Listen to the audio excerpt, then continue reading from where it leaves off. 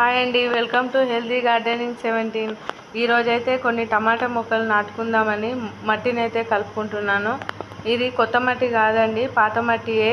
పాత కుండీలలో ఉండే మట్టిని అవి కొంచెం కంపోస్ట్ అది కలుపుకొని మళ్ళీ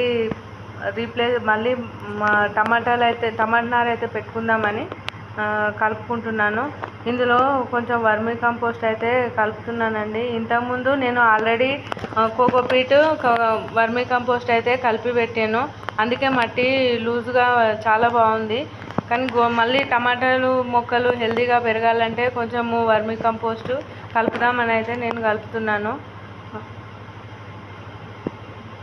అలాగే ఇది నీమ్ కేక్ పౌడర్ అండి. ఇది మొక్కలు ఇప్పుడు వర్షాకాలం కదా, మట్టి పచ్చిగా ఉండడం వల్ల చిన్న చిన్న పురుగులు తయారవుతాయి. అవి మనం మొక్కలు వెంటనే పెట్టిన తర్వాత గ్రోతింగ్ అనేది అంత బాగా ఉండదు. ఈ నీమ్ పౌడర్ అనేది చిన్న చిన్న పురుగులను మంచిగా చంపేసి మన మొక్కలు హెల్తీగా ఆరోగ్యంగా పెరగడానికి మంచిగా హెల్ప్ అవుతుంది. అందుకోసమైనా నేను నీమ్ పౌడర్ అయితే కలుపుతున్నా.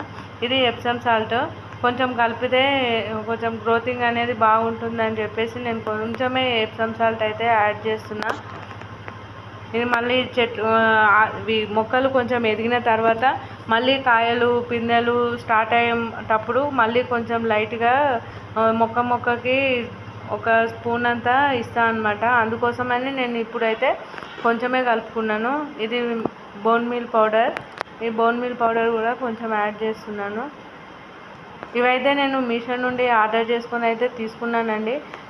321కే నాకు 7 ప్యాకెట్స్ అయితే వచ్చినాయి. ఇవి బయట ఒక్కొక్కటి ఆర్డర్ చేసి తీసుకుంటే అయితే చాలా డబ్బులు ఖర్చు అవుతాయండి.